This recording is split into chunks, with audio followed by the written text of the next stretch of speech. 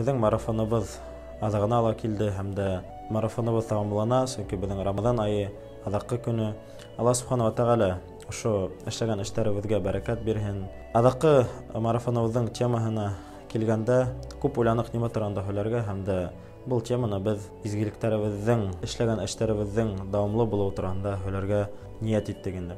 Пәйгамбәрбез саллаллаһу алейһи ва сәлләмдән сораганда, я Расулуллаһ, ниндәй эш иң хәерле, иң яхшы дип сораганда, Пәйгамбәрбез саллаллаһу алейһи ва сәлләм әйткән, ул шундай эш ди, изгелек әз булһа ла дәвамлы булһын дигән. Шуңа күрә бул марафондарыбызның асыл максаты безнең йөрәкләребездәге булган иманыбызны ныгытырга, Аллаһка карата адымдар эшләргә һәм дә ошо Рамадан аенда эшләгән изгелекләребез безгә алдагы тормышыбызда стимул булһын һәм дә тагы ла күп изгелекләргә алып килһен.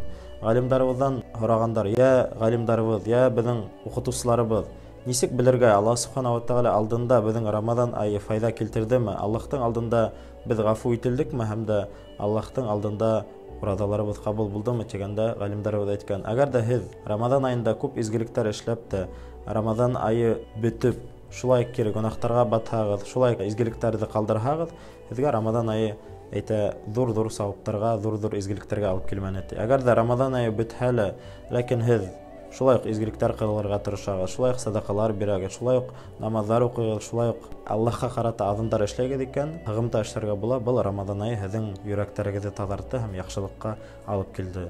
Асылында, әлбәттә, бул безнең уразабыз аша үсүдән генә тыелу түгел, йөрәкләребез менән, ысын күңелебез менән Аллаһка якынаюга, уга адымдар эшләргә тырыштык. Алла Субханала ва Тәгалә кабул итһен, эшләгән изгелекләребез дәвамлы булһын һәм дә Рамадан айы бетүгә яңа туган сабый бала кебек бөтәбез дә гөнаһсыз булырга насип итһен. Ассаламу алейкум.